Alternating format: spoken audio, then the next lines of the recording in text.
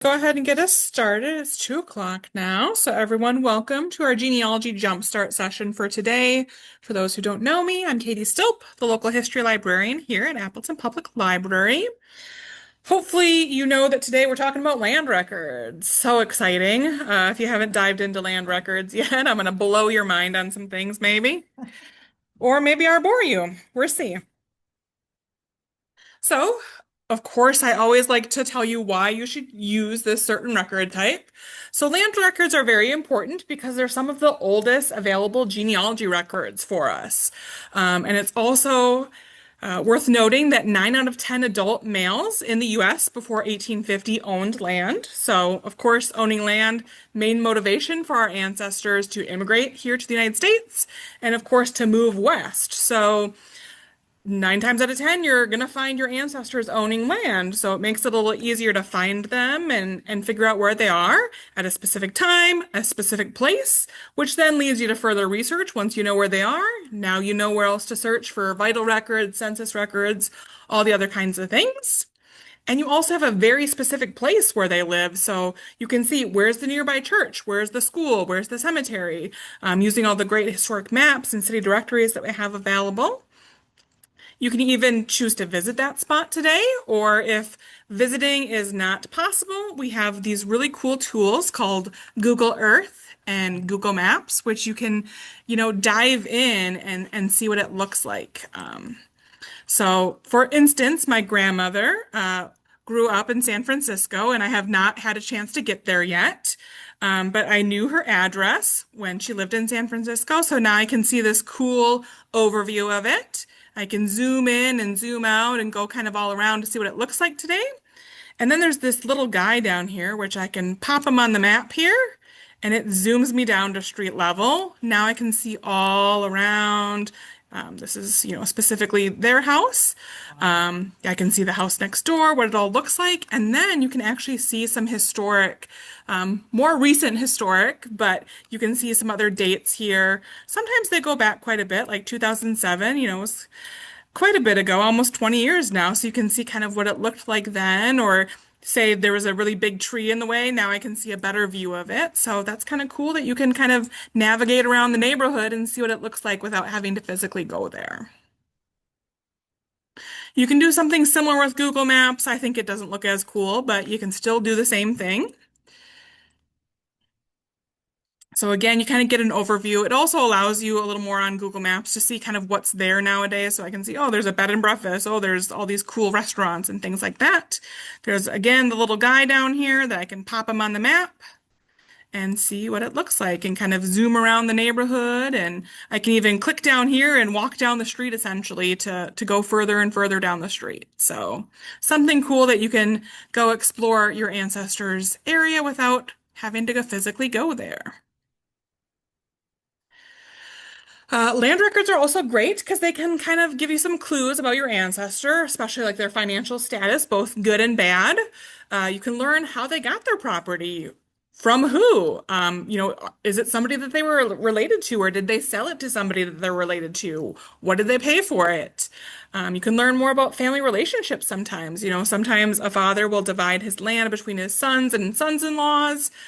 Sometimes people who live near each other are related because there's only so many options for potential spouses, or maybe the in-laws lived in close proximity. So if you're having difficulty finding that married name or that maiden name of a female, investigate the neighbors around the area. That kind of helps maybe pinpoint that specific name for you. You also might get some insight into a death of somebody because sometimes they list a death date on a land transfer, which is required after somebody dies. Or, just land records. You never know what you're going to find in there. It could give you that little detail that you're going to need to break through that toughest research problem. So dive into land records. So, how our ancestors got land, going all the way back to the colonial period, land was just distributed slightly different in each colony. Some, for instance, used what's called the headright system. So, this means that they were given a grant of land, usually in 50 acres, in exchange for encouraging others to migrate to the colonies and work on their land. Of course, the systems might have changed throughout the years. Each colony is different. You need to look at the time and place you're researching for when your ancestor was coming here and getting land, to see, how it was distributed. So I always recommend starting with the Family Search Wiki. I think I mentioned the Family Search Wiki in every single talk I give, because this is such a great resource and a great kind of first step when you're first diving into it. So if you're not familiar with the Family Search Wiki, you can put a place and a topic or a topic in here. So for example, I could pop in Maine land records. And you can see, I just search for that. There's Maine land and property. So now I've got this whole section all about, I see all these online resources. If I scroll down, I can learn a little bit more about, the different time periods and how land was divided, all the different colonial records and post-Revolutionary War records. It really depends on how extensive all these are, depending on, who's populating that information. But it's a lot of really great information that you can start going off of. And you can see there's also all these other categories. So if you know your ancestors really lived here, go pop into some of these other categories and see what else is available. And you can do this even for other countries as well. So if you're looking at international land records, that's a spot to do it. I'm only going to focus on US land records today because that's enough for us.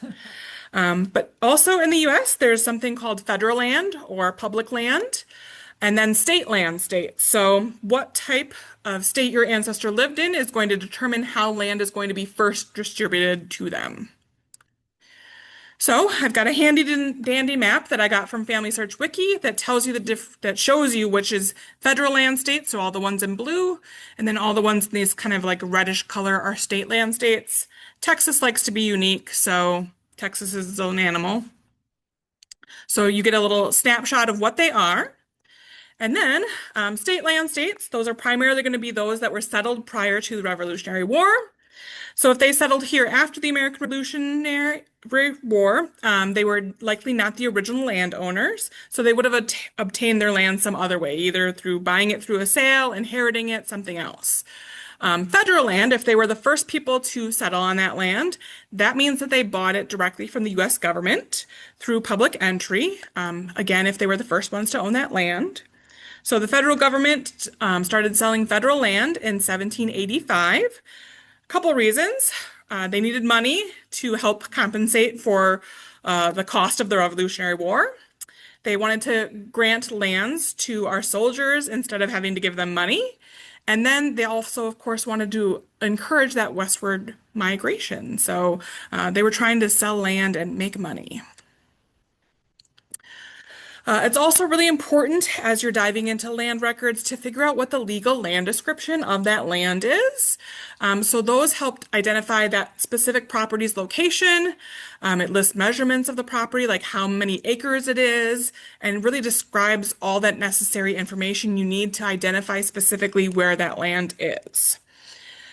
So even if it's been many, many years since your ancestor lived there, you can still use that legal land description, even if there's no state or even if there's no street name associated with it or the street name is changed, you can still use that legal land description to figure out where it is in today's terms. And I'm going to show you that later on, how you use a legal land description to figure out where in the world it is today. You can find that legal land description in a couple spots. Easiest is going to be deeds, and I'll show you what deeds are a little bit later and show you an example. But basically, a deed is one of the most basic land records. It documents transferring property from one person to another. One important piece of the legal land description is also how to translate them. So it's going to depend on what type of survey was used for that land. There's kind of three common survey methods. There's many more than those, but I'll just briefly talk about them and what they are. So there's meets and bounds, there's a rectangular government survey, and then lot and block number. So until 1785, the majority of those state land states used meets and bounds to legally describe their piece of land. So meets and bounds, I do not care for. It uses compass directions, it uses distances, landmarks like trees, fences, stumps, creeks to describe the property's boundaries. So they started a designated marker, and then they used these series of straight lines to proceed from point to point. So I found this example of a meets and bounds land description, and now you understand why I don't like meets and bounds. So they're describing the land as from the point on the north bank of Jones Creek, 1 mile west of the Stone Bridge, northeast 400 yards to Spring Hill, then northwest to the large Oak Creek, or Oak Tree, then southwest to the rock at the north side of Jackson Creek, then along the north bank of the creek to the starting point. I have no clue what that means. That sounds so confusing to me. So that's why I don't really care for meets and bounds. But here's a little bit of a visual example of what it looks like. So this is them using those landmarks, the Oak Tree, the Spring Hill, Jackson Creek, a rock, a stone bridge. But then this is using the compass direction, which is a little easier if they do include that compass direction to figure out where in the world it is. Because, maybe the oak tree got torn down or maybe the bridge, was replaced. Who knows? But this is a more confusing survey method, but a lot of those early colonial states used this. What I like a little easier is going to be the rectangular government survey system or the public land survey system. So after 1785, all those state land states switched to this, thankfully, and then the federal land states use this. So basically, in each township, there are 36 1-mile squares of 640 acres, which they then divide into smaller fractional parts. So you can see this whole square is the township. Then there's 36 sections in each township, and then each section is broken down further and further. So for example, you'd get a legal land description of the southwest the southwest half, if I could read today, of the northwest quarter, section 9, township 4 north, range 5 west. So when you see something abbreviated like that, that's what it translates to. The southwest half of the northwest quarter of section 9, township 4, north, range 5 west. So if I have that information, I can plug that into this really cool tool that I'm going to show you in a little bit to figure out exactly where that is, without having to figure out where the creek was and where the rock was and where the tree was. So this is an example of a plat map. This is the plat of Bovina, which is in Outagamie County, for those who are not in the area. So just quickly, I want to show you, this is the overview of the whole township. And I can zoom in and see all this stuff and see all the names that are listed here and a number. So that tells me how much acreage that person owns. So you can find a lot of these plat maps digitized online, and I'll show you a couple resources later. But what's really important to know is that these are all sections. So you see this big square around here. This kind of pink one is going to be section 34. This one's going to be section 35, section 36, et cetera, et cetera. And then again, they're kind of broken in half and then broken into quarter or quarter, depending on how little or how much land that they have. And you can see it's not always an exact half or an exact quarter in some instances, because that would be too easy. But to get that legal land description, you kind of start with the largest and then go to the smallest. So at the top of that plat map, we have that township and that range. We've got that section, which is that large square. Then we've got a quarter, which if we, do an imaginary line down the middle and down the middle, that's a quarter. And then there's a quarter. So if we take each quarter and divide it into quarters again, or we can take that quarter and then divide it further. So that's only 10 acres then, for example. Sometimes, they just got that little bit, or they got 40 acres, which would be a quarter of a quarter, or they'd get 160, which is just 1/4. So all that fun stuff just is how to kind of read that legal land description for you. So, for example, I found my ancestor N.N. Thompson. His land right here is going to be in the southeast quarter of the northwest quarter of section 35 in township 23 north, range 16 east. Hopefully that makes sense to you, because I'm going to quiz you if you can tell me what the legal land description of Jacobscut is which he's very close to N.N. Thompson, so hopefully you can figure it out. Somebody want to take a stab at reading that legal land description and figuring it out from the plat map? Go for it. Northwest corner of township, no. Northwest quarter of section 35 in township 23 North Range. So if you're talking just about the northwest quarter, that would be this whole huge thing. So remember, it's a quarter. Northwest quarter of the northwest quarter. So northwest quarter of the northwest quarter of section 35. So you got it right. Just took a little minute. So remember, sometimes you've got to, think about all the parts dividing, depending on how little or how much land that they have. Then that kind of third common survey type is going to be the lot and block system. This is usually in those urban and suburban areas. So you'll see something like Lot 4, Block B, especially if there's a subdivision, they also list a subdivision name. So you might be able to tell where the land is based just on this block and lot number.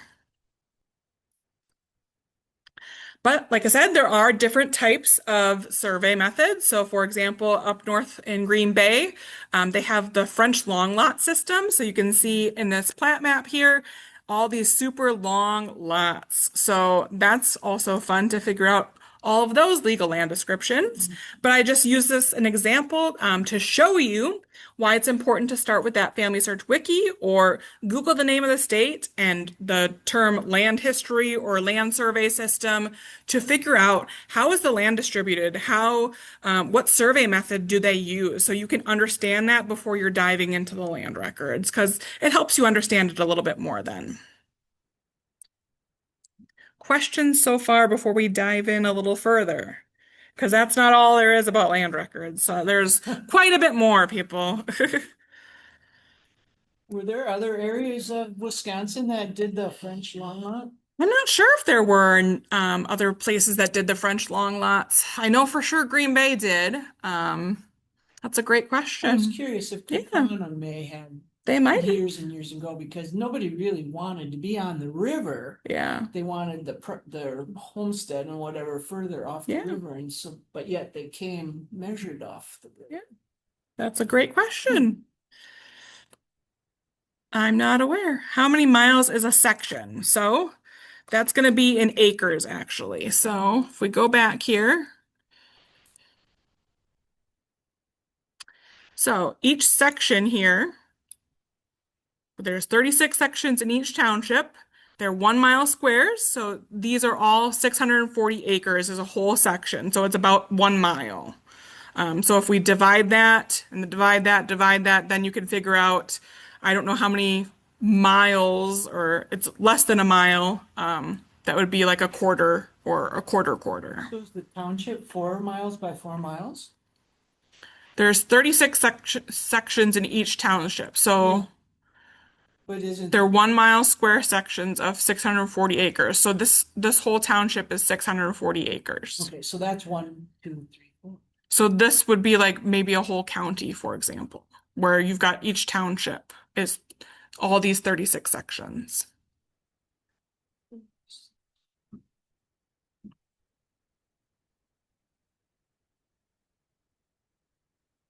So hopefully that makes sense. Hopefully, maybe as we dive in a little bit more, you'll understand all of that.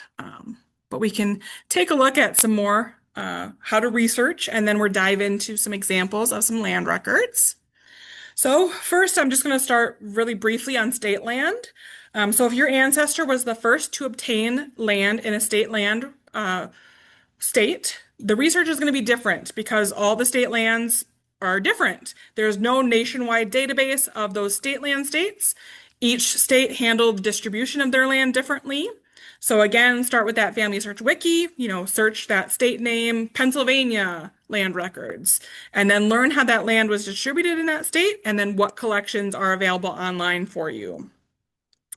If your ancestors were not the first people to buy the land, Hold tight because we're talking about the other land records that they would have then had. This would just be related to if they were the first ones to own the land. Federal land, then, if your ancestor was the first, there is a nationwide database, thankfully. It's called the Bureau of Land Management's General Land Office. So they have federal land records that include land patents, survey plats, field notes, tract books, and more if your ancestor settled in a federal land state and were the first people. So here's just a little snapshot of what the front page of the site looks like. I just wanted to point out a few things. So under this green box, you see words like patents. Patents is kind of an official document transferring ownership from the government for the first time to your ancestor. LSR stands for Land Status Records. CDI stands for Control Document Index, which is basically deeds and other miscellaneous record sets. And then there's also a reference center. So if you're really, wanting to learn a little bit more about land records, how to use the site a little bit more, I definitely encourage you to dive into that further because I can only spend so much time showing you this site. I could probably spend a whole hour on this site alone. But I'll show you a quick demonstration. And I just wanted to point out, they just put this notice like back in February that they're going to be redesigning the site in spring. So next week it could look completely different, or in a month from now it could look completely different. They just say big changes coming in spring. So I don't know when in spring, but this is what the site looks like now. So when I go here, I'm going to click on that search documents. If you know specifically what state they would have lived in, and again, these are only federal states, so they're not going to be every single state. So, for example, Wisconsin is a federal land state. I can pop Wisconsin in there, and then I can put my ancestor's surname in here, for example, and I can search patents. There's also different ways you can search. So you can put in a further name, you can put in a specific county. We also, if we have a land description, like you're looking for a specific township and a specific range, you could do that, or a specific section, you could search that way as well. But here I'm just going to click search patents, and now I've got a couple results that could be potential people that I'm looking for. So you can see the date that they would have purchased that land, of course, what state, what township, range, the specific kind of legal land description, that section, and that county. I can dive deeper into a specific one by clicking on that link here. At first, it's going to give me some information, like I can see, oh, he purchased this under the Homestead Act of 1862, so that gives me a little bit of information. He purchased it from the land office in Menasha, 160 acres. I can see some, document numbers and things like that. He's got 3 different pieces of land. One thing I really like about this site is if you click on these little boxes here, it'll show you a cool little map. So you can zoom in, so I can see it's in the town of Breed, and I can zoom in, and now I can see where in here his land is, and I can see, its equivalent of what street it's on to today. So that's an easy way to figure out where that land is now, if they were the first person to purchase that land. Are the darker shaded ones? The darker shaded one Structure. is where the land is. So if I click one of these off, so sometimes you still have to kind of figure it out a little bit by the quarters and all that fun stuff. So I would also like pull up a plat map maybe and kind of compare it to this because I don't know exactly 100% how accurate that is or not, but it's an easy way to at least give you a little context.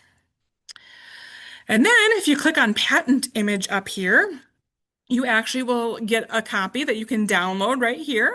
You can also rotate it so you can actually read it and zoom in here. So this is what he would have received from the federal government when he would have purchased this land. Gives that legal land description here. And down here, the president signs it, which the president at this time really didn't sign it, and we'll get into that in a minute. But it's kind of cool that I can now download a copy of this and keep that.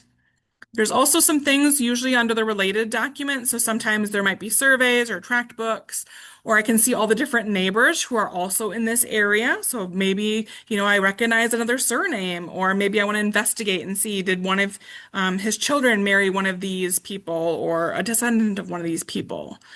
So that's, again, another way that you can easily find who else is living around that person at that time.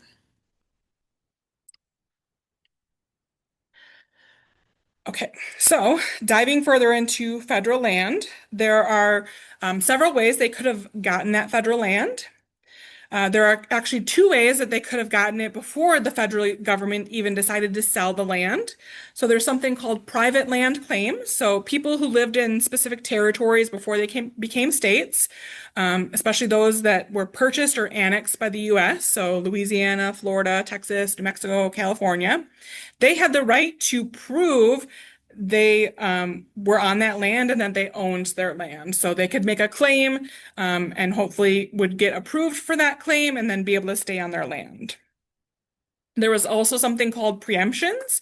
So all those settlers who arrived prior to them taking that official survey of doing, the whole sections and the quarters and all that stuff, they kind of essentially were squatting on public land. But starting in 1830, they could be given the opportunity to purchase that land if they met a certain requirement, if they were citizens, if they were over the age of 21, if they were the head of household, if they could prove that they had lived there for a while, if they could prove that they made improvements to the land, they would be able to purchase their land that they had been living on, essentially. Then, after that, the federal government, of course, is saying, okay, everybody, we have all this land. Who wants to buy it? So there's a couple different ways your ancestors could have bought that land, either at an auction or at a local land office. So, of course, one of the most common ways is through credit or cash sales. So, of course, just like it sounds, they either bought it with credit or with cash. So there's a couple different prices and different, amounts of land that they could have bought depending on the time period. So for example, in 1787, they would only sell it in sections of 640 acres. In 1800, it was available in half sections at $2 an acre, and they could purchase it on credit where they had four payments due within 5 years and kind of spread that payment out. So depending on, what time period that they would have purchased that, you can kind of figure out what was going on at that time or what the price was. The bad part is that unfortunately this type of sale didn't produce many records for us to kind of track to see, a whole lot more than what they paid for it and when. So I've got an example here. I've got this.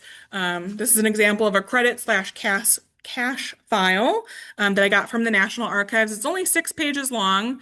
But this is one of my ancestors purchasing land, so you can kind of see, what kind of information you get, what county it's in, how much he paid for it, where it is, all that kind of great stuff.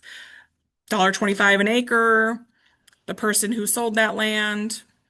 I've got, more information here. So you can kind of go through each of these files. Again, you'd have to order this to the National Archives or go to the National Archives yourself to get it. But this just tells me more about his land and where he purchased it and for how much. So not a whole lot of information in those land entry files. There's also something called bounty land. So it was offered as an incentive for military service from 1776 to 1855. So your ancestor might have gotten bounty land. So if they were a soldier, they would have agreed to serve a number of years or for the full length of the war. How much land they would have got depended on what their rank was. And then there was land in specific locations around the United States where they would have been told, here's your land, that's what you get. So there were going to be federal bounty lands, but there's also some state bounty lands as well in a few states. So that might be the case for your ancestor if they lived in one of those states. But there's multiple different bounty land acts. We could have a whole talk all about bounty land, but just be aware that there's different acts. So for example, the Bounty Land Act of 1850 was specifically for War of 1812 and Indian War veterans. Or there's the Bounty Land Act of 1855 that every veteran or their heir who had served since the American Revolution could be eligible for this. So depends on what act they got their land under as to what they were entitled to and who was eligible for that. And be aware that sometimes they didn't even settle on that land. Sometimes they sold it or gave it away to somebody, one of their descendants or something else. So just because they received it didn't mean they had to live there. So I found an example of this great register of bounty land on Ancestry Library Edition, where you can see, when they would have gotten that land, who got that land, who the original holder of it was. It continues on a second page where I can see the specific, information on the town, the range, what lot it was, how many acres it is, stuff like that. So then I can use that detail to then figure out where the land is at this time. There's also something called homestead. So the Homestead Act of 1862 was signed by President Lincoln on May 20th of 1862. Anybody who chose to homestead was given 160 acres of land if they had lived there for 5 years. If they had improved their land, they had to file a specific application, they had to pay a filing fee, and then they could file for the deed of title for that land. So there was a couple requirements if they were eligible for homestead. They had to be over the age of 21. They had to have never taken up arms against the U.S., which did include those free slaves, women, and immigrants who had filed the Declaration of Intention to become a citizen. So they would have been eligible to be homesteaders. If they completed the homestead process, it would have generated what's called a land entry case file. And those still exist for those who completed that requirement and even those who actually didn't complete the requirement. So around 60% of the people who started homesteading, maybe after they started improving the land, were like, no way, this land is terrible. I don't want it anymore. There's a link in your handout for the National Archives to learn how to order those case files.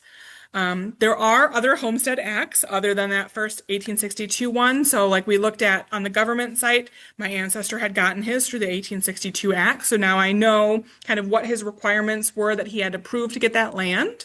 But if your ancestor filed under a different one, you just kind of want to, Google that and figure out what specific requirements they would have had to have.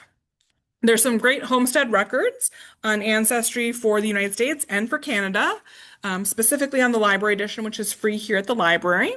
And then Family Search also has some as well. So here's an example of a homestead case file that I had ordered from the National Archives. It's a little bit more extensive than the last one we looked at. It's 48 pages. So it tells me all about the land. I've got a legal land description, all this kind of detail. We could spend, quite a bit diving into this, but I just kind of wanted to show you an example of some of the things that you can find in some of these files.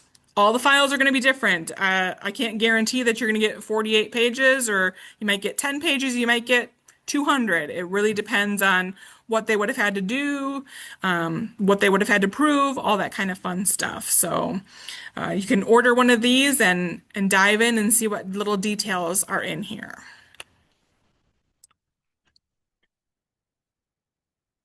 Now we're going to talk about some specific types of land records and where to find them. So we had showed a patent earlier when we looked at the government's site. So this is, again, official document transferring ownership of that land from the federal government for the first time. So they would have received a patent as their final receipt or a title for a piece of property. After that first person would have gotten that patent, that land is now considered private or individual sector, so it's not owned by the government anymore. And if they decided to later sell that land, they would have had a deed to then use that. And we'll talk about deeds in just a minute. But we looked at that example of a patent earlier where you can get that name of that person, what land office they would have gotten it from, that legal land description, the county, the date, the signature of a sitting president. If it was before 1833, the actual president did sign all of those. So if you do happen to have an original land patent before 1833, it might be worth some money. All those post 1833 were signed by a designated official on the president's behalf. Your ancestor would have, held on to that original patent if they decided to keep it, but they do have copies at that General Land Office, which is now the Bureau of Land Management, on that website that we just looked at a few minutes ago. So again, this is what it kind of looks like. It's a longer file, but this is the kind of top half of it where you get that legal land description. And then the bottom half where the president or his designated official is going to be signing it and dating it. So I know this is from 1892, so the president really is not signing it. Then deeds, like I mentioned earlier, these are probably the most common record types of land records. It transfers property from one person to another. And again, this is done if they were not the first person to own the land. Doesn't matter if it's a state land state or a federal land state. So there's various types of deeds. I just listed three on here for an example. And you can see kind of they each mean a little something different. So if you happen to see the term quitclaim deed on a land record that you find for your ancestor, use Google or use a law dictionary to figure out what in the heck a quitclaim deed is if you don't already know. Or like I said, there's other deed titles like a partition deed or a warranty deed. Many, many more than just that. Some information you might be able to find on deeds. It's going to be the name of the grantee, so who the person buying the land is, and then the grantor is the seller. You're going to get a legal land description, the amount of acreage, dates, of course. It talks about bordering neighbors, talks witnesses, might be other, relatives in there.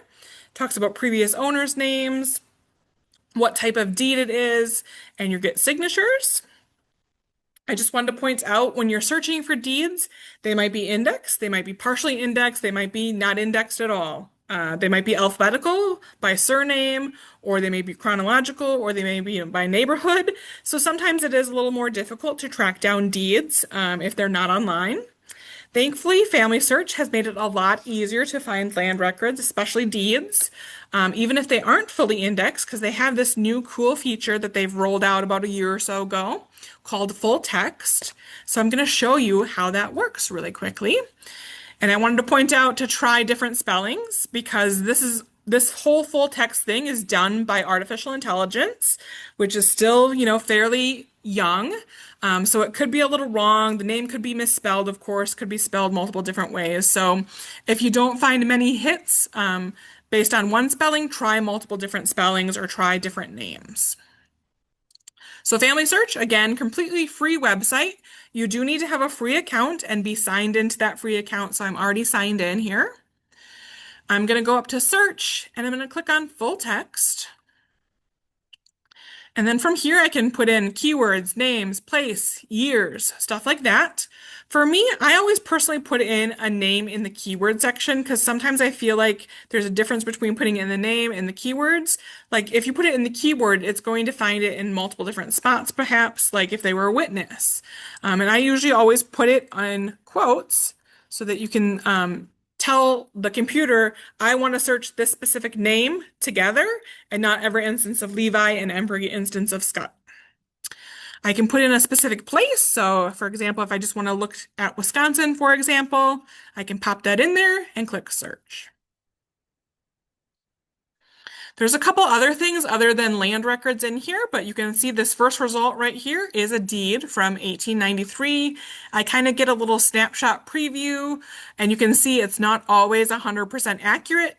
His wife's name is Emerency, so they're mistaking the E for something else here. So you can see sometimes, there's little spots where it's kind of blank or not quite right, but I can click on this image to be brought right into it. And then the deed is literally right here. And it even highlights it in here for me. So I can get all this detail of when they would have bought this land, who they would have bought it from, that legal land description. And again, they're using that lot and block system. So I know this is kind of within the village of Shiocton, and I would use, some maps to figure out where that is.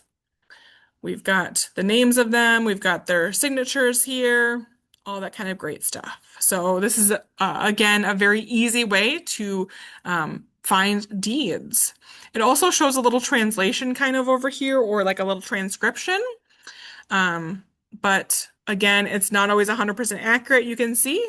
And then they've even got this new summarize the document thing where it's kind of like saying, okay, AI, tell me what this means if you're not really understanding. So it's saying, hey, these people and these people, they're doing this land and it's transferring, so and so. And so you can kind of read and it basically tells you this is what you're looking at.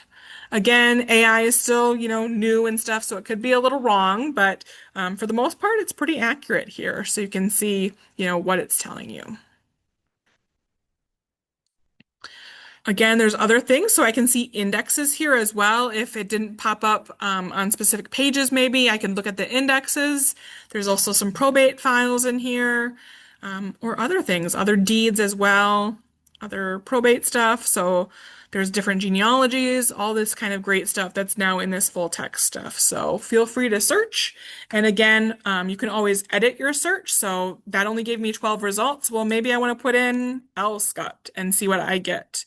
Well, that only gives me one result, but again, I can kind of keep, modifying this search, and keep popping it in there and seeing what else I get. All right. Would it work to do in quotes, if you use the quotes, would it work to put L asterisk, Scott? Yes, you can use wildcards in here as well. Yeah, especially if the name is spelt multiple different ways, that's also a way you could do it. All right. Land entry case file. So this is basically the term that they use for a packet or a file containing all paperwork associated with a land sale from the government to an individual. The amount of paperwork that is generated is going to depend on the time, how the land was purchased or received. So it could be 10 pages, it could be 100. We never know. I've heard of people getting copies of a person's naturalization paperwork in their land entry case file because, hey, I need to prove that I'm a citizen. Here's me becoming a citizen. Um, I've heard of people having to put their birth record in there to prove that they were of age, or if they served in the military, maybe there's some military paperwork or enlistment information. So again, depends on what information they would have needed to purchase this land, or how they would have gotten that land and what they needed to prove. The great thing is that packets exist for complete and incomplete transactions. So if they didn't completely go through with the whole process of purchasing the land, they might still have a packet. You can order these case files. They're all with the federal government if it's for a federal land state. At the National Archives in Washington, D.C., it's about $50 per case file, which gets a little pricey if you have a lot that you want to order. You do need to know the name of the land office. You need to have that legal land description, at least down to the section. You need to have a final certificate number or patent number, the authority in which the land was acquired, and that's all information that you can find on that BLM website that we looked at earlier. Of course, you could visit Washington, D.C. yourself or hire somebody who is a researcher in that area if you have lots of files that you want to request. And the National Archives even actually has a whole list of recommended researchers here. So let's see. You can look at all the different, things and all the different little descriptions, but I wanted to point out right here is hire a researcher. So then it's going to say, okay, we have different specialties, we have different states and facilities, because of course the National Archives is everywhere around the United States.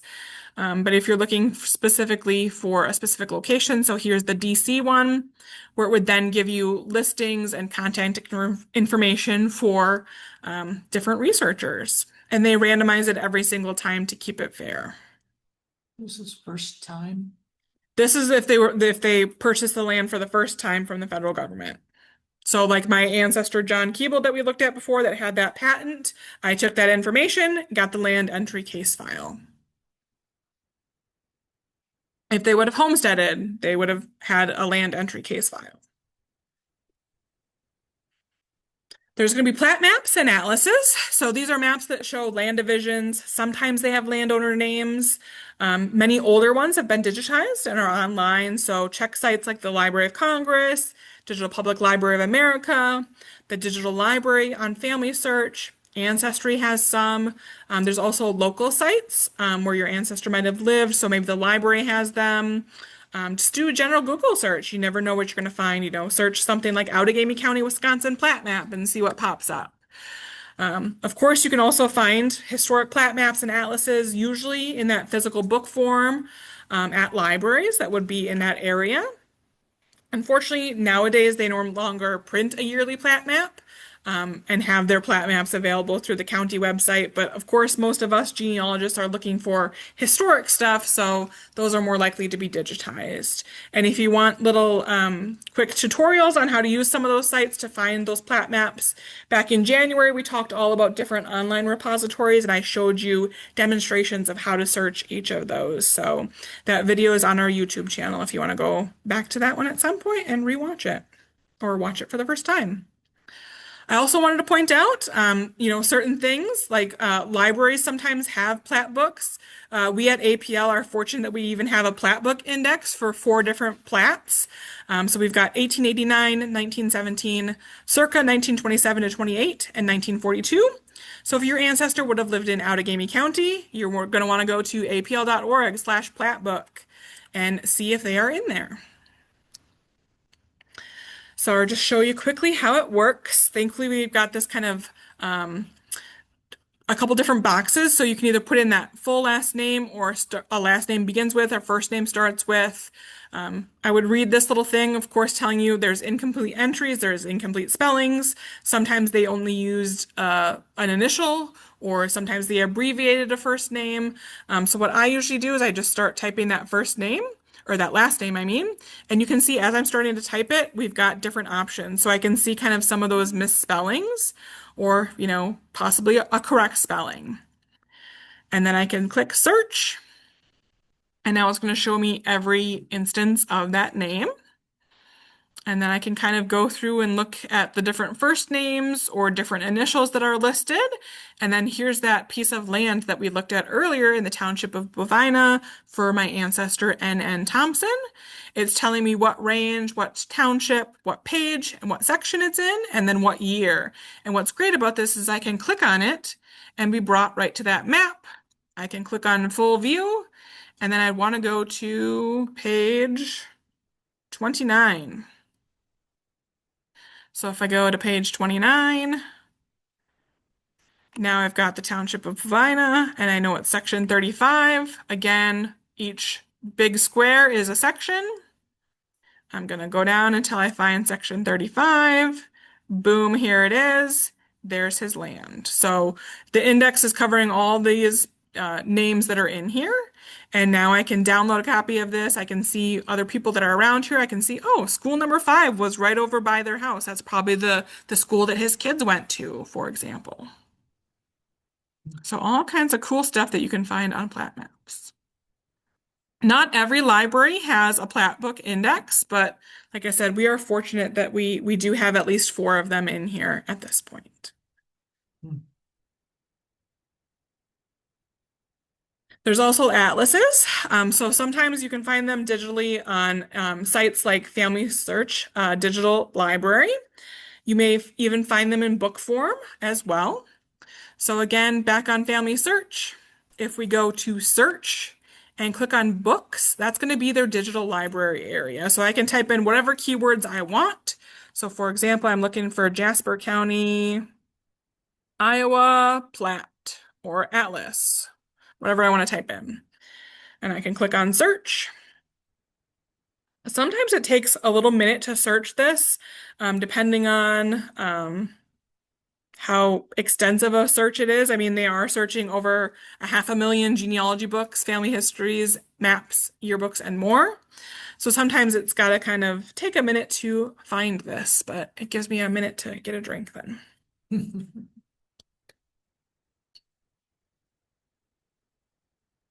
It was being very slow earlier today too, so what I did was I linked an example of a book here just in case it was being very slow. So here's an example of a standard historical atlas of Jasper County that I found. I found a specific township here where I know my ancestors lived.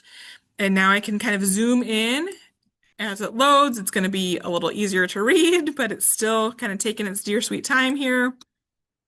Come on. I'm going to close out of that other one because it's just taking too long. There we go. So now I can zoom in and read all these names on here. And again, find that land, figure out the legal land description just by looking at this section and then figuring out the quarters and all that fun stuff. I can see who all the neighbors are, all that kind of great stuff. One thing I wanted to point out is usually in the digital library, if you click on this magnifying glass, you can pop in a surname and click search, and then it will tell you where that surname appears in a specific book. So we're just going to do this search quick. Just on that page. It will be the whole book. As that thinks, I'm going to let you know that it doesn't work for handwriting. So we can see the name Wheeler over here. It's not going to pick up this page and that Wheeler is over here, unfortunately. So be aware when you're looking at things like atlases or plat maps, it's not reading all of those. You want to actually go to that specific township that you would know that your ancestor lived in, based on your other research, based on census records, all that kind of stuff, and then specifically look all around to see if their name appears on it. Yeah, this site's just being extra slow today, but trust me, it does not work with handwriting. There we go. So you can see page 35, which we are on, is not on here. So I can click on one of these and you'll see it's actually a typed one and not a handwritten one. Come on. Sometimes they even have little biographies and stuff on people in these atlases or this is also includes like a farmer's directory too, so you can find other cool things. Come on. Well, it's just being very slow. But trust me, it'll bring you to the page eventually. Maybe our internet's just not working very well today either. Maybe we'll see in a minute if it loads here. Of course, like I mentioned earlier, there's lots of other sites other than Family Search Digital Library. There's the Library of Congress, Digital Public Library of America, Ancestry. If you go to Card Catalog, there's a different map, atlas, and gazetteer collection, either in the paid or the library edition. Of course, looking at your local sites, those libraries, those genealogy societies, those archives, historical societies. Just doing a Google search of Jasper County, Iowa, plat book and see what pops up. There sometimes is an index for these plat maps, and atlases might be in the back of the book. So go ahead and check. And like I said, they might have some small biographies of people. Sometimes they even have photos of the different places and people that they're talking about. Not everybody, but still not loaded. So we're just going to close out. But yeah, that's an easy way for you to find some of these digitized things is by trying some of those sites. And again, if you want to see demonstrations and you want to see a demonstration that actually works for the digital library, go back to our January video all about the different online repositories on our YouTube channel. There's also lots and lots of other types of land records. So there's different mortgages, there's different leases, there's different agreements, there's tax records, there's surveys, there's tract books. We could talk all about land records for hours, but that's a long time. I'm going to talk to you a little bit more about specifically where to find them and show you some examples. But if anybody's got any questions, I'm going to pop the link in the chat again for our handout. Any questions from you guys before we dive into some demonstration of how to find them online? Well, one thing. Yeah. My husband's, no, my fourth great grandmother, when she sold land, it's in I think she sold it to her son. And it's in the deed that he's allowed to stay there the rest of her life and he has to take care of her. Yeah, you never know what kind of information you'll find, but if that was, contingent on that, I mean, good for her. I'm not seeing any online questions here. So, where to locate these land records? Well, again, what records are going to be available, how to access them, depends on where you're researching, because each state is going to be different depending on if it's a federal state or not, if it's a state land state, or if your ancestor was the first to own the land or not. So I always recommend starting with that Family Search Wiki, learn about the land record availability, see what digital collections are available. So like we looked at that main one earlier, there's different links to all the different online collections that are, on Ancestry, on Family Search, on other sites outside of those resources that could at least give you a head start. But I'm going to show you a couple resources as well. So of course, here at the library, we have Ancestry Library Edition. There's over 200 different US and international collections in the Library Edition for free for land records. Like I said earlier, they have like some Canada ones, they've got some England ones I see, some Australian ones, some Ireland ones. So even in this library edition that's free, it is some international stuff. But you can only access this in the library.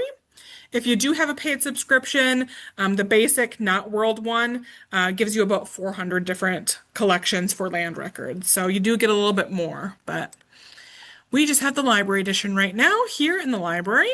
So I'm going to show you how to get there if you're in the library. Start at apl.org, research and learn. We're going to go to genealogy and local history.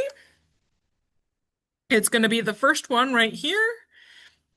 Again, if you're not super familiar with it, I've got a video tutorial and a user guide, but I'm going to show you just quickly how to use it for land records. So right here, I always like to go to the card catalog because I'm a librarian and it is National Library Worker Day today, by the way, National Library Week. So thank you, libraries and librarians. Click on search, go to card catalog.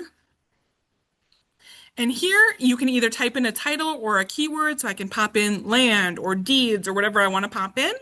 Or there's also different filters down here. So there's one that says court, land, wills, and financial. And then it even drills down further just to specific land records. I could filter it down by location. So if I know a specific state or something that I want to look at, I could do that, or a specific time period. Or I could just, kind of come over here and see what there is. So you can see kind of all these things that they have. They've got different deeds and tract books and patents and all these kinds of great things here. You can also sort this list by the title, by record count, all that kind of stuff. Anytime you see something that sounds interesting or that you want to dive into further, you can kind of hover over it and kind of get a little like preview of, what it is. But if you want to read a little bit further, just click on it. You can scroll down, read a little bit more about what it might can contain. And then after you do that, you can come up here and pop in your ancestor's name, or you can even just browse it. So choosing a specific state, different county and different year, or like I said, you can just pop in a name and click search. So these are county land ownership maps from 1860 to 1918. So here I've got one from 1912 for the town of Underhill, which is in Oconto County. I can either click on this view record or view image to be brought right into it. And now I've got this map here. So again, the fun part of reading all these tiny little names to figure out where exactly this name is, unfortunately. Yeah, so you get to figure out where it is all throughout here. So thankfully, in these, you can zoom in pretty far to be able to read each of the names. And you can see they've even got different companies here that are owning the land at the time. So that's one way to find different land records in Ancestry. Another way is by going to search and by all collections. So if I scroll down here, there's a spot that says land records. So this means I'm going to search just in land records. And again, I can pop in that ancestor's name and see what comes up. And now I can see all the different results that they're going to give me. And again, I can hover over it, get a little kind of snapshot preview. Sometimes you just get an index like this that's giving me, a street address and a location, maybe talking a little bit about, how they would have gotten that land, but I don't have an actual image. But it at least gives me a little information that maybe I didn't have before. I don't feel like Ancestry is the best with all the different land records. I mean, they have some collections. I've really used this one for the homestead ones. So like I mentioned earlier, there's different homestead collections for like Canada. So if you again go back to that card catalog and I can put in homestead. So now I can see like they've got one for Alabama, they've got one for Alberta, Canada, they've got a couple other different ones. So if I know my ancestor might have homesteaded in this location, I'm going to pop in that name and see what it is here. I'm trying to remember what the name is. I think it's Morgan. But here's just an example of now you can pop in to that record and it's going to give you this whole homestead file now. So it's multiple pages. You can see all the different pages down here. This also includes lots of other case files, so it's not just 3,000 pages on this one person, but you can kind of go page to page and see what's in here, save these images. You can save it to that computer, and then you're welcome to, view it or print it. And again, this is completely free on the library edition.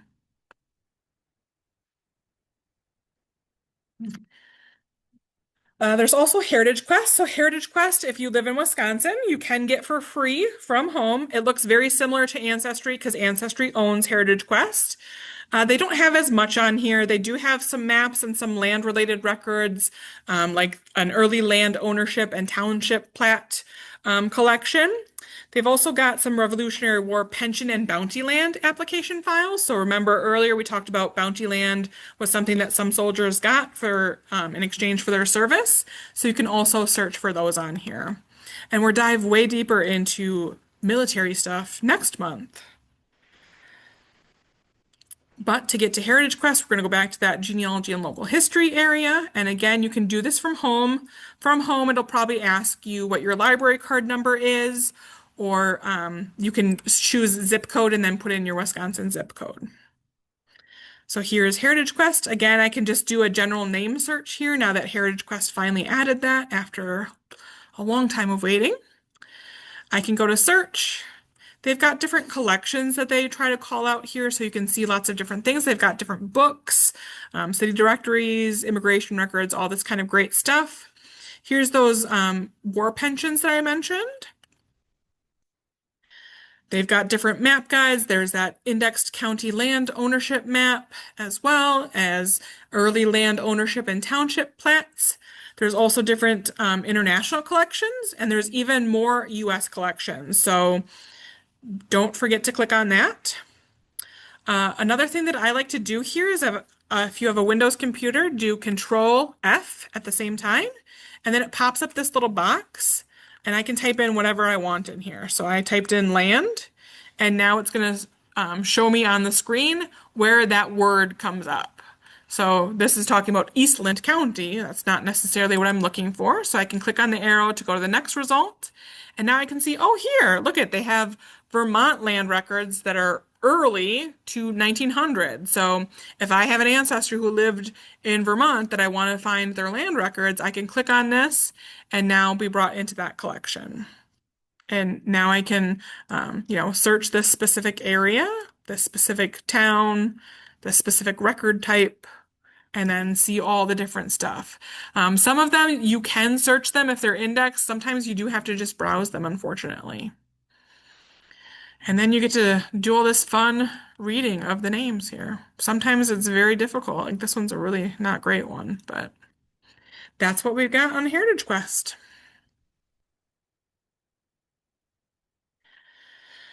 My favorite one for land records is Family Search. So that's the one I'm going to show you now. We already looked at the full text searching earlier, but there's also multiple other different ways that you can search on Family Search. We can go to Search and go to Records. Here, there's a couple different ways. So right here, I can put in an ancestor's name. I can put in additional details, or I can do this more options and put in additional details if you'd like. Or I'm just going to click search just to give you a general overview. So I've got 7,000 results. Not all of them are going to be land records. So you can see a bunch of census records, for example. If you know, I just want to look at land records right now, you can click on this collection. And then they've got these filters over here. So I can narrow it down to just birth, marriage, and death, or census records, or migration and naturalization, or military. The land records are going to be under probate and court. So if I click show all, I can see, oh, here's a land record one. I'm going to click that box, and then I have to click apply collection filter. So now I can see those different results. Now I've only got 200 results. Anytime you see the little camera icon, that's an image that you can actually look at. So now I can click on it, and be brought into it. This just happens to be an index. So maybe not the record that I want to look at, but it's at least telling me, hey, there is a record for this person for this year on this page in that volume, for example. I can go back to my results list, see if the next one's an image or see if it's still an index. So you can kind of search as you'd like on those. Another easy way to find the different collections of land records, go back to search and go to records. Instead of putting a name up here, go to the find a collection and you can pop in deeds. So now you can see, oh, they've got Alabama, they got Arizona, Arkansas, California, Canada, etc., etc. If I find one I want to search in, I just click on it and then I can search right in that collection. I also encourage you to click on this how to use this collection before you do a search. It's going to bring you into the Family Search Wiki where it tells you a little bit more about this collection. So it's telling you this has images and an index of deeds and wills from different counties in Florida. It might give you information like, oh, it doesn't include such and such county because it was burned or destroyed, or for whatever reason it doesn't include it. And then it tells you more about, if there's any restrictions or what the records can tell you. Sometimes it gives you a sample image. Sometimes it tells you a little bit more about how to search, how to analyze. What do you do if you found what you're looking for? What did you do? What do you do if you can't find the person you're looking for? So it kind of guides you through that specific collection and more information. And again, you can just pop in a name, see what you get. Anytime you see that image, that little camera icon, you can view the image. And so now that one's an index again, but again, I can, find some deeds and other wills and things like that here. Sometimes deeds are going to be mixed in with other record types as well. There's one more way besides that full text way that we looked at earlier. And that's going to be unindexed collection. So that means even if you do a name search for your ancestor, this isn't going to come up because it's not indexed yet. If we go to search and we go to images, this is all the unindexed stuff. So instead of searching with your ancestor's name, you're going to start with a place. So it could be a specific country, a specific state, a specific county, a specific town, village, city. I'm just going to start general and just do Wisconsin. And I'm going to click search. So you can see there's over 190,000 collections. That's a lot. I can narrow it down by county over here, even counties that don't exist anymore. And then the other thing I can do, I can narrow it down by date or by life event. So there's a couple different options here. So under residence and under property, that's where you're going to find land records. Sometimes you also find them under legal. But if you click on that, you can see all the things that they're going to give you. So you want to uncheck maybe the ones that aren't relevant to what you're searching for. But say, hey, I'm searching for property record and land sale records. Once I've got those selected, I want to make sure to click update. Then it's going to narrow down all those just down to 4,800 collections. But again, I can narrow it down further if I select a specific county. So maybe I just want Brown County. Now I've got less to work with. And now you can see usually a different date range. And then if this is the one I want to look at, I would just click on that blue link here. And now I've got, 200 and some pages that I can kind of go through. Sometimes if you scroll down to the end, they do have an index, or sometimes they might have an alphabetical index at the end. Not always. Or maybe you found the index that's for this book, and in volume 35, they're page 216, and then you'd find this volume 35, go to page 216 for it, for example. So that might be another way for you to find these records. And then again, you can save them right here.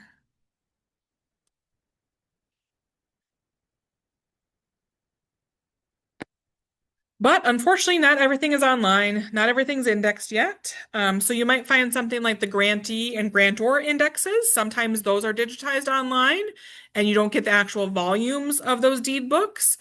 So again, that grantee is the person buying it. Grantor is the seller. You want to look for your ancestor in both those because they're going to buy stuff, they're going to sell stuff. You want to, when you find those indexes, then figure out the deed book, volume number, the page number, dates, different names of the people involved. Also, of course, going to the court clerk or the register of deeds in that county. Those are usually the people who have the land records in that area, or they might have been transferred to a state archive or some other type of repository. Again, every state's going to be different, but in Wisconsin, we have our land records at the Register of Deeds office in each county. You do usually need to know the county that the land was in. Be aware, there could be more than one town or village name with the same name. So, for example, if you just know your ancestors lived in Maple Grove, Wisconsin, well, there's a Maple Grove in Manitowoc County, in Shawano County, and in Barron County. And those are just three that I know of. There might be even more Maple Groves. So you need to know what county, because those are different parts of the state. You also need to remember boundaries changed. So we were talking earlier before we got started about different boundary changes. So Outagamie County originally began in 1851. Parts of it were from Brown County and parts of it from Winnebago County. So if I'm looking for Outagamie County land records before 1851, those are actually going to be filed in Brown County or Winnebago County, depending on where in the big Brown County or Winnebago County that spot in Outagamie County is now. So Heritage Quest does have a great boundary change resource as well as mapofus.org, I believe it is. We've talked about those in past sessions, so if you need a little refresher on those, go back to, I've got a whole demonstration all on Heritage Quest on video on YouTube. The majority of the time, though, like I mentioned earlier, it's really helpful to know that legal land description. It's going to get you so much further than just knowing a county of where the land was. But hopefully you're able to find that legal land description. Again, with federal land, many of those records are through the National Archives, either in Washington, D.C. or those regional hubs. I've got a website linked for you in your handout to figure out how to request those records and what's available. Some states do have some online databases, so look through those local websites for more recent land records, or if they've digitized any historic land records through maybe a state archives or a local genealogy society or something like that. Maybe at this point you don't even know if your ancestor owned land. Well, you can check a couple places for some hints. The census is a big one. Several of the years of the census asked if they owned or rented their location, what the value of their real estate was. So then you can look at that and use those for hints that, hey, I should look and see when they would have bought that land. Look at your previous research. Maybe your probate record discusses some sort of land. The city directories, remember, H stands for homeowner.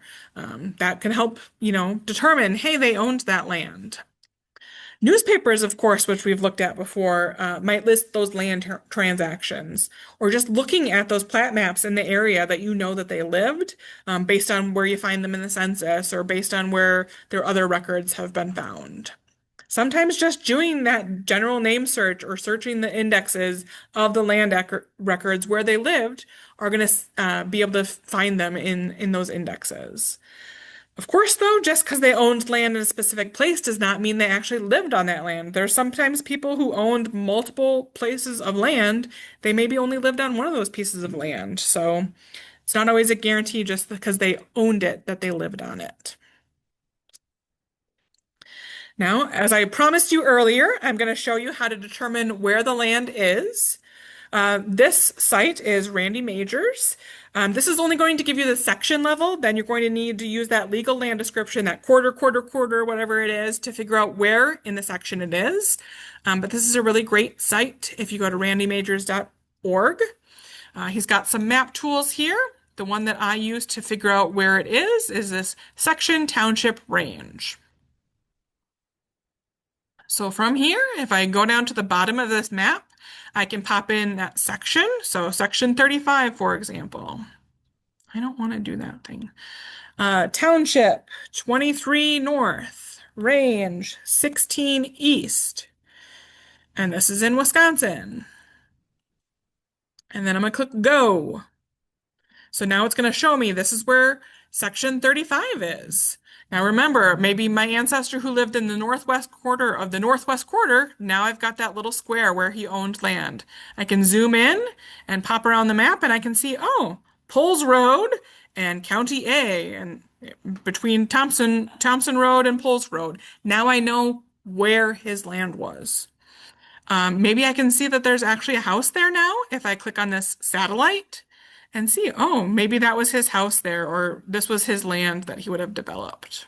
Are those current roads? These are current roads, yes.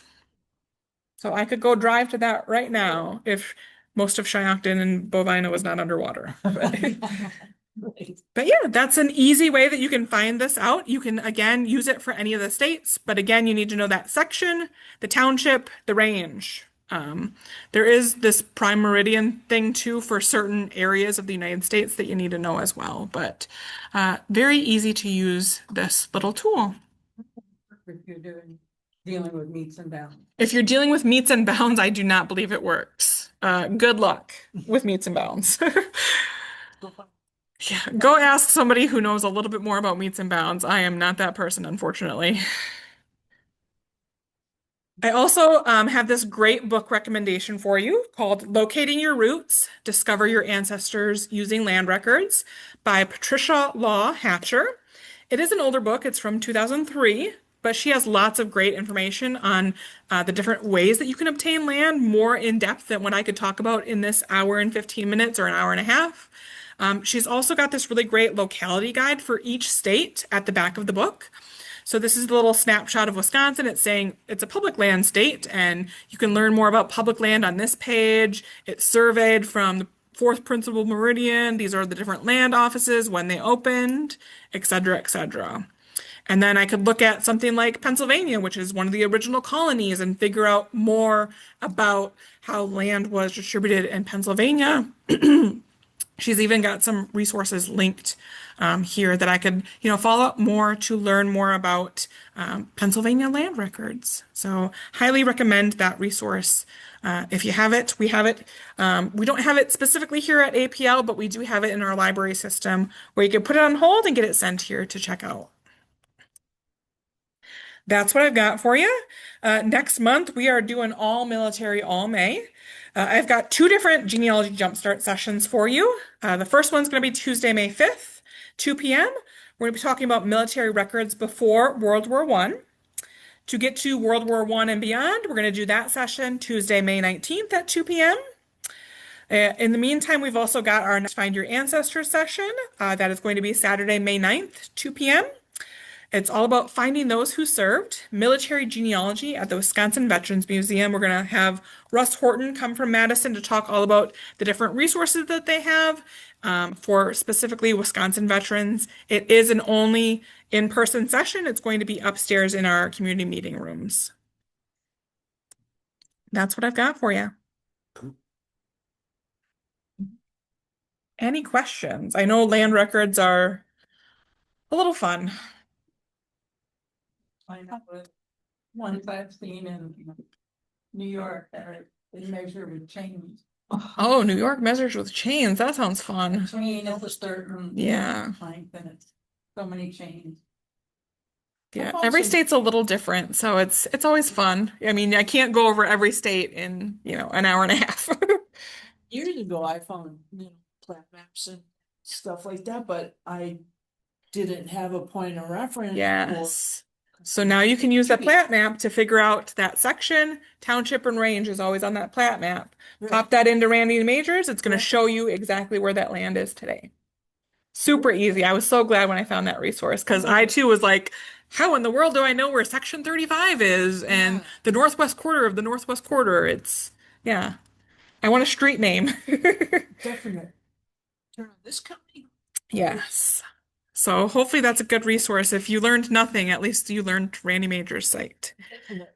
Someone asked, does Family Search have more or other records than Ancestry? They're both completely different. Sometimes there is record overlap of what collections they have. For land records, I feel like Family Search has a lot more than Ancestry. But other record types, like census records, they both have pretty much the same. It really depends on what you're looking for. But I would search all of them. That's why I told you about all three of them. So my husband's grandfather, great uncle, lived in Iowa, but got land in South Dakota. And I found that through the BLM. Hmm. How do I find out what they did with that land? So you're going to look at deeds then. So if they would have gotten that land from the federal government, they would have that patent. Then after that, they would sell it through deeds. So the first spot I would go to would be that Family Search full text where they have a lot of those deeds indexed. Not for everywhere, not every single deed, but at least that's a good starting point of where I would start searching for deeds. Or looking through some of those unindexed things that might be in there as well. Patent is the first owner. Patent is the first owner, deed after that. And remember, there's different kinds of deeds. Mhm. We could get really in the weeds all about deeds. All right, everyone, I think that's it. So, yeah. Hope to see you next month where we're talking all about military records. Or if you have interest in the paranormal, next Wednesday, the 29th at 6 p.m., we have somebody talking about paranormal investigations from Fox Valley Paranormal. So, sure talk about some of the haunted places here if you want to get a little spooked. In Appleton or Wisconsin? In the Fox Valley area. Yeah. Okay. I know there's a couple Yeah, more, like take care. Kiwani. Yeah, there's a couple cool places. So Kind of. someone shared historygeo.com is also a fun site. I have not been to that one, so I have to check that out as well. Yeah, let's see.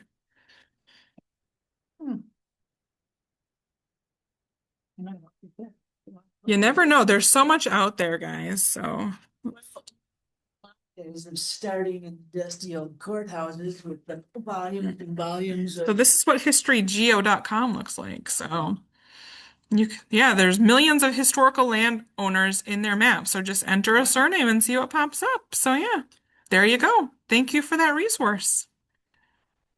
All right, we'll see you next month, guys. Take care.